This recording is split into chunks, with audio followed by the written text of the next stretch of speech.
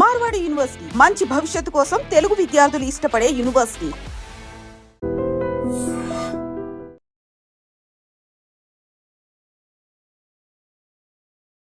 Welcome to iDream media. So జనరల్గా thyroid issue అండి చాలా మందిలో మనం చూస్తూ ఉన్నాం. చిన్నపిల్లలు ఈ ప్రాబ్లం అనేది ఎక్కువగా కనిపిస్తుంది. అసలు థైరాయిడ్ ప్రాబ్లం అంటే ఏంటి, ఎందుకు వస్తుంది, మనం ముందుగానే దాన్ని తెలుసుకోవచ్చా? సో వస్తే ట్రీట్మెంట్స్ ఏమున్నాయి, ఆహార నియమాలు ఏంటి, వివరాలు తెలుసుకుందాం. ఈరోజు మనతో పాటు ఉన్నారు ప్రముఖ internal medicine specialist doctor Rajesh Ukkala గారు. డాక్టర్ గారు నమస్తే అండి. డాక్టర్ గారు, ఇన్నేళ్ళ ఎక్స్పీరియన్స్లో థైరాయిడ్ పేషెంట్స్ ఎంత ఏజ్ వాళ్ళు వస్తూ ఉన్నారు? సో బేసిక్గా ఏంటంటే నేను చేసేదంతా అడల్ట్ మెడిసిన్ అండి. సో ఈ అడల్ట్ మెడిసిన్లో నేను గమనించిన ట్రాన్సిషన్ ఏంటంటే ఒక 20 సంవత్సరాల క్రితం థైరాయిడ్ అనేది పర్టికులర్గా ఓన్లీ విమెన్లోనే కనిపించేది. మెన్లో లిటరలీ అసలు థైరాయిడ్ అనేది ఉండేది కాదు. సో ఓవర్ ద ఇయర్స్ జరిగిన పరిణామాలు బేసిక్లీ ఏం జరిగింది అంటే ఈ మెటబాలిక్ డిజీజెస్ అనేవి పెరుగుతూ వచ్చాయి. సో లైఫ్ స్టైల్ డిజార్డర్స్లో థైరాయిడ్ ఒకటి ఇంపార్టెంట్ సబ్జెక్ట్గా మారిపోయింది. So thyroid literally means failure of the thyroid gland. ఏదైతే మెడ చుట్టూ ఇక్కడ ఉంటుందో థైరాయిడ్ గ్లాండ్ పనిచేయడం మానేసినప్పుడు ఆ హార్మోన్ ప్రొడక్షన్లో లోపాల వల్ల థైరాయిడ్ అనేది వస్తుంది. అయితే మేము చూసే థైరాయిడ్లో 90% థైరాయిడ్ అనగానే under active thyroid or hypothyroidism. అయితే ఒక 10% పీపుల్లో హైపర్ థైరాయిడిజం అంటే ఓవర్ యాక్టివ్ థైరాయిడ్ అనేది చూస్తూ ఉంటాం. ఇది కామనెస్ట్ ప్రజెంటేషన్స్. సో తరచుగా చూసేది ఏంటంటే ఎవరికైతే ఈ డయాబెటీస్ కానివ్వండి, హై కొలెస్ట్రాల్ కానివ్వండి, ఈ వీళ్ళలో highest rate of thyroid manifestations అనేవి జరుగుతాయి. సో ఇంటర్నల్గా చూసుకుంటే అనలిటికల్గా సైంటిఫిక్ డేటా మనం అనలైజ్ చేస్తే ఈ డయాబెటీస్కి థైరాయిడ్కి కనెక్షన్ ఉంది, హై కొలెస్ట్రాల్కి థైరాయిడ్కి కనెక్షన్ ఉంది, సమ్ కేసెస్లో బ్లడ్ ప్రెషర్కి కూడా కనెక్షన్ ఉంది. సో దాని కారణంగా మనకి ఈ థైరాయిడ్ డిజీజెస్ ఎక్కువగా కనబడడానికి మెయిన్ రీజన్ ప్రపంచవ్యాప్తంగా మనం పోల్చుకుంటే డయాబెటీస్ క్యాపిటల్గా మనం డిసైడ్ అయిపోయాము. ఆల్రెడీ డయాబెటీస్ క్యాపిటల్గా మనకి పేరుంది. సో డయాబెటీస్కి థైరాయిడ్కి కనెక్షన్ ఉంది కాబట్టి, మెటబాలిక్ డిసీజెస్ కనెక్షన్ ఉంది కాబట్టి, ఉపకాయానికి కనెక్షన్ ఉంది కాబట్టి ఇవన్నీ కూడా ఎక్కువగా ఈ మధ్య చూడటం జరుగుతుంది. లైఫ్ స్టైల్ డిజార్డర్ అంటే మెటబాలిజం లేదనే తేడా వస్తే థైరాయిడ్ ఇష్యూ అనేది వస్తుంది. అయితే పేరెంట్స్కి ఉంటే కూడా థైరాయిడ్ వస్తుందా? ఇది వరకు కొంత ఈ జెనెటిక్ డిజార్డర్ కింద అంటే ఆటో ఇమ్యూన్ డిజీజ్ అంటాం. ఈ ఆటో ఇమ్యూన్ డిజీజ్ ఒక కాంపనెంట్లో జెనెటిక్స్ కనెక్టెడ్ ఉంటుంది. సో దీంట్లోనే ఈ థైరాయిడ్ డిజార్డర్స్లోనే ఒక ఎంటిటీ హషిమోటోస్ డిజీజ్ అంటాం. ఇది auto immune disorder. Graves disease అంటాం, ఇది కూడా ఆటో ఇమ్యూన్ డిజార్డర్. సో ఇలాంటివి ఉన్నప్పుడు ఎస్ వంశపారంపర్యంగా రావడానికి ఇష్యూ ఉంది. బట్ ఇన్ జనరల్ ప్రాక్టీస్లో ఎక్కువగా చూసేది థైరాయిడ్ గ్లాండ్ ఫెయిల్యూర్, హైపోథైరాయిడిజంగా presentation most commonly associated with diabetes. అయితే డాక్టర్ గారు, థైరాయిడ్ ఉంది అని చెప్పడానికి ఎలాంటి లక్షణాలు కనిపిస్తాయి? సో జనరల్గా థైరాయిడ్ చాలా స్లో ప్రోగ్రెసివ్ డిజీజ్. సో ఇమ్మీడియట్గా కనుక్కోవడం కొద్దిగా డిఫికల్టీ. సో రిస్క్స్ ఏవైతే నేను ఎక్స్ప్లెయిన్ చేశానో వాళ్ళు కాన్స్టెంట్ స్క్రూటినీ అంటే ఇయర్లీ వన్స్ అన్న ఒకసారి చెక్ చేసుకోవడం అనేది ఇంపార్టెంట్. అదర్వైజ్ ప్రజెంటేషన్స్లో ఎక్కువ శాతంలో గొంతు కాస్త వాపు ఉంటుంది. కాస్త క్షుణ్ణంగా పరీక్షిస్తే కానీ తెలియదు, అది అంటే క్లినికల్ ప్రాక్టీస్లోనే వస్తుంది, అందరికీ అది ఏర్పడదు. ఆ వాపు కనిపిస్తుంటే ఎస్ సస్పిషన్ రావాలి. పర్టికులర్గా విమెన్లో సెన్సిటివ్ ఉంటుంది. Thyroid is a very important hormone విమెన్లో. సో వాళ్ళల్లో హెయిర్ ఫాల్, ఈ ఐబ్రోస్ చుట్టుపక్కల ఉన్న హెయిర్ ఊడిపోవడం, తర్వాత కోల్డ్ అనేది ఎక్కువగా ఫీల్ అవడం, అంటే మిగతా వాళ్ళు కంఫర్టబుల్గా ఉన్నప్పుడు వీళ్ళకి చలి పెట్టడం, తరచుగా డ్రై అయిపోవడం, హెయిర్ లాస్ బాడీ అంతా కనిపించడం, dryness of skin with scaling ఎక్కువగా కనపడడం, weight gain despite maintaining adequate amount of dietary restrictions, అలాగే స్లో హార్ట్ బీట్ ఫీల్ అవ్వడం, నీరసంగా అనిపించడం, కాళ్ళ వాపులు రావడం, అండ్ మెన్స్ట్రువల్ సైకిల్స్లో డిఫరెన్స్ రావడం, యాక్టివిటీలో డిఫరెన్స్ రావడం, ఇలా చాలా విధాల థైరాయిడ్ వర్చువల్లీ ఆల్మోస్ట్ ఎవ్రీ అవయాన్ని ఎఫెక్ట్ అయినట్టు కనిపిస్తుంది. ఓకే, ఇప్పుడు ఇలాంటి లక్షణాలు కనిపిస్తేనే థైరాయిడ్ టెస్ట్ కోసం వెళ్ళాలా?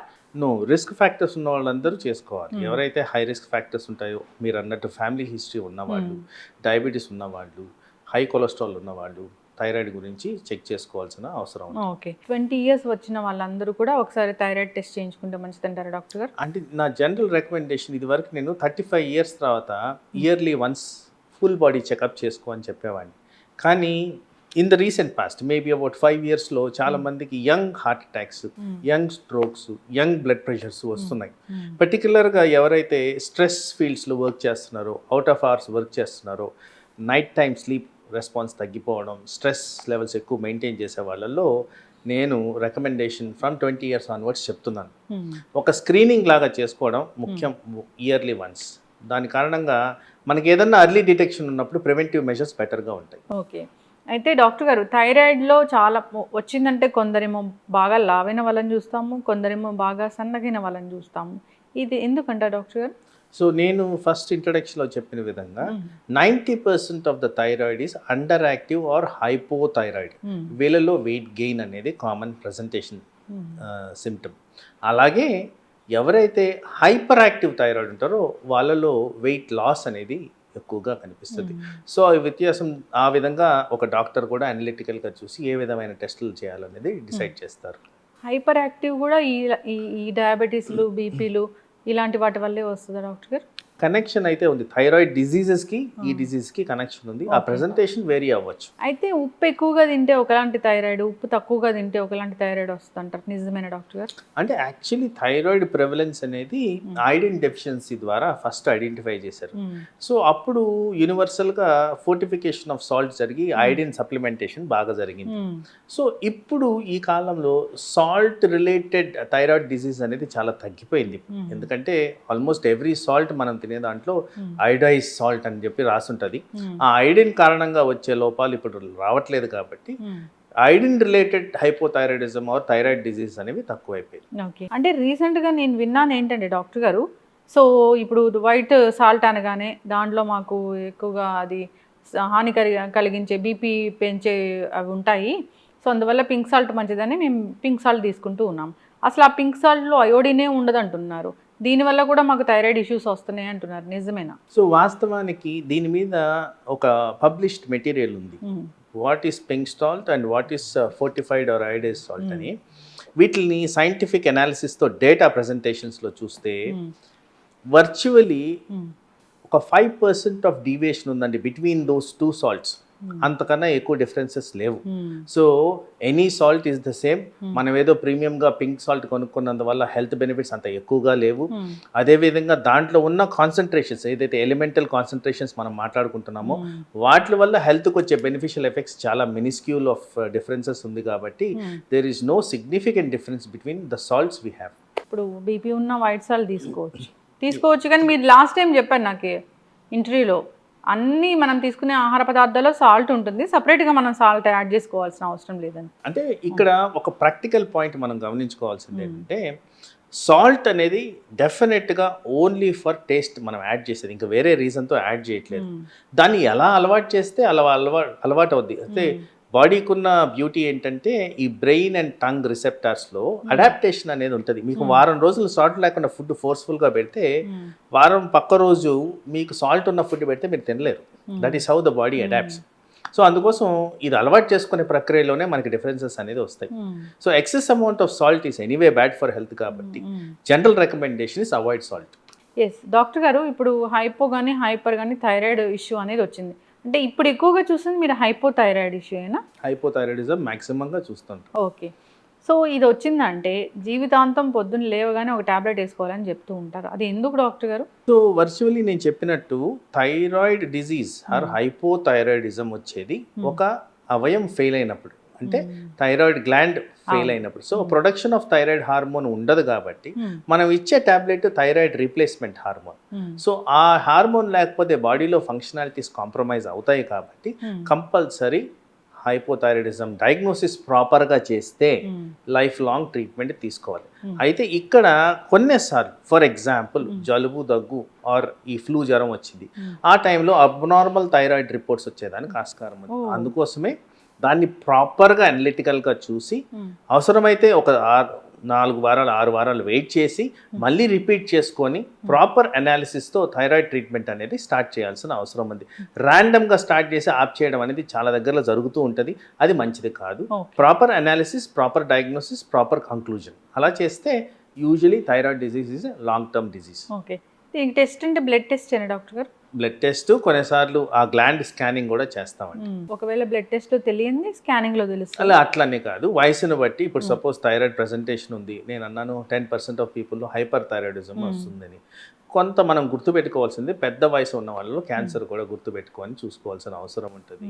కొంత డౌట్ ఉన్న దగ్గర ఇది ఇన్ఫ్లమేటరీ రెస్పాన్స్ అని నేను అన్నాను, వైరల్ డిసీజ్లో కూడా ఇలాంటి వాపులు వస్తాయి అని.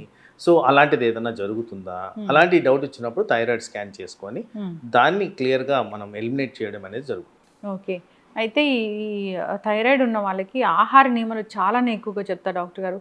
అసలు క్యాబేజ్, క్యాలీఫ్లవర్ ఇలాంటివి అస్సలు తీసుకోకూడదు అంటారు. సో ఒక ఎవిడెన్స్ బేస్డ్ మెడిసిన్గా లేదంటే అలోపతి ఒక సీనియర్ డాక్టర్గా ఏం చెప్తారు డాక్టర్ గారు? నిజంగానే ఫుడ్స్ అనేవి దాని మీద అంతగా ప్రభావం చూపిస్తాయి? క్లినికల్ ప్రాక్టీస్లో నేను మ్యాక్సిమం గమనించేది ఏంటంటే, టేకింగ్ ద ట్యాబ్లెటే పర్టికులర్గా ప్రాపర్గా ఉండదండి. అందరికీ చెప్పే రికమెండేషన్ ఏంటంటే అర్లీ అవర్స్ ఇన్ ద మార్నింగ్లో తీసుకోండి ట్యాబ్లెట్, ఒక 1 hour గ్యాప్ ఇవ్వండి. That is the first principle. రెండో ప్రిన్సిపల్ ఏంటంటే, కొంత sporadic cases, it is not a confirmed entity. మీరు చెప్పినట్టు ఈ కాలీఫ్లవర్, క్యాబేజ్, ముల్లంగి, పాలకూర, గ్రౌండ్ నట్స్, వీటిలన్నిటిలో కాస్త ఇనిబిటరీ ఎఫెక్ట్స్ ఉంటాయనే కానీ అబ్సల్యూట్ కాంట్రా ఇండికేషన్ లేదండి. ఏ టెక్స్ట్ బుక్లో కూడా వీటి గురించి రాసి లేదు. కానీ కొన్ని స్పొరాడిక్ కేసెస్ ప్రెజెంటేషన్స్లో ఇలాంటివి జరిగాయి కాబట్టి వీటిని తక్కువగా వాడండి అని చెప్తున్నామే కానీ అబ్సల్యూట్ మానేయమని అయితే చెప్పట్లేదు. ఓకే, థైరాయిడ్ హార్మోన్ అనేది సరిగా మీరు అన్నట్లుగా సరిగా రిలీజ్ అవ్వలేదు, ఆ గ్లాండ్ సరిగా పనిచేయలేదు అంటే జనరల్గా ఇప్పుడు ఇన్ఫెర్టిలిటీ ఇష్యూ అనేది మనం చూస్తాము, మీరు అన్నట్లు ఊబకాయం చూస్తాము, ఇంకా ఏం చూస్తాం డాక్టర్ గారు? సో థైరాయిడ్ డిజీజ్ బాగా ఎస్టాబ్లిష్డ్ అయిపోయింటే వీళ్ళల్లో గ్రోత్ అనేది సరిగ్గా ఉండదండి. సో పర్టికులర్గా మీరు అన్నట్టు చిల్డ్రన్లో కానీ థైరాయిడ్ హార్మోన్ డెఫిషియన్సీ ఉంటే కంపల్సరీ అది డిటెక్ట్ చేయడం ఇంపార్టెంట్, ఎందుకంటే గ్రోత్ గురించి అది చాలా ఇంపార్టెంట్ హార్మోన్. తర్వాత మసిల్ పెయిన్స్, కండరాలు చాలా పెయిన్స్ వస్తాయండి ఈ థైరాయిడ్ లోపం వల్ల. Headaches very frequent. తర్వాత high cholesterol is a presentation with thyroids. తర్వాత memory loss, depression, fatigue, exhaustion, ఇలా చెప్పుకుంటూ పోతే థైరాయిడ్కి లిస్ట్ ఆఫ్ ప్రాబ్లమ్స్ చాలా ఉన్నాయండి. వర్చువలీ హెడ్ టు టో ప్రతి కణాన్ని ఎఫెక్ట్ చేస్తూ పోతుంది. సో ఈవెన్ జీర్ణాశయంలో కూడా దీని ఎఫెక్ట్స్ ఉంటాయండి. దీనివల్ల మలబద్ధకం ఒకటి, జీర్ణాశయం సరిగ్గా పనిచేయకపోవడం ఒకటి, ఫ్యాటీ లివర్స్ రావడము, సో ఇలాంటివి చాలా ఎక్స్టెన్సివ్గా ఇన్వాల్వ్మెంట్ ఉంటుంది. అందుకోసం థైరాయిడ్ని నెగ్లెక్ట్ చేయకుండా తరచుగా దాన్ని ప్రాపర్ టార్గెటెడ్ లెవెల్స్లో మెయింటైన్ చేయడం అనేది ఇంపార్టెంట్. ఓకే, అయితే డాక్టర్ గారు బయట చాలా చూస్తాం ఏంటంటే థైరాయిడ్ రివర్సబుల్ విత్ డైట్ అని, దీనిలో వాస్తవం ఎంత? నేను ఫస్ట్ నుంచి మీరు అడిగిన క్వశ్చన్కి ఆన్సర్, ఎందుకు థైరాయిడ్ వస్తుంది అంటే thyroid gland failure and absence of thyroid hormone చెప్పారు. హార్మోన్కి రీప్లేస్మెంట్ హార్మోనే, వేరే విధంగా రాదు. సో అందుకోసం ఈ రివర్సబిలిటీ ఫ్యాక్టర్ నేను చెప్పాను చూసారు, దీన్ని sub clinical presentation of hypothyroidism. అక్కడక్కడ కొన్ని కేసెస్లో థైరాయిడ్ టెంపరీగా పెరిగి మళ్ళీ తగ్గిపోతూ ఉంటుంది, దాన్ని సబ్ క్లినికల్ ప్రెజెంటేషన్ అంటాం. దానికి థైరాయిడ్ మందులు పెట్టాల్సిన అవసరం లేదు. వాస్తవానికి ప్రాపర్ డయాగ్నోసిస్గా థైరాయిడ్ని ఎస్టాబ్లిష్ చేస్తే లైఫ్ లాంగ్ ట్రీట్మెంట్. అయితే ఈ ప్రెగ్నెన్సీలో వచ్చే థైరాయిడ్ అయితే దానంతరకు అదే తగ్గిపోతుంది డాక్టర్ గారు? Again very important topic. ప్రెగ్నెన్సీలో ఏంటంటే రిక్వైర్మెంట్ ఆఫ్ మెటబోలైట్స్, అంటే మనకు కావాల్సిన ఈ మార్పుల్లో, హార్మోనల్ మార్పుల్లో థైరాయిడ్ కూడా రిక్వైర్మెంట్ పెరుగుద్ది. సో ఆ పెరిగే తరుణంలో ఎవరికైతే ప్రీ కండిషన్డ్గా లో థైరాయిడ్ హార్మోన్స్ ఉంటాయో వీళ్ళల్లో ప్రెగ్నెన్సీ ఇండ్యూస్డ్ హైపోథైరాయిడిజం ఎక్కువగా కనిపిస్తూ ఉంటుంది.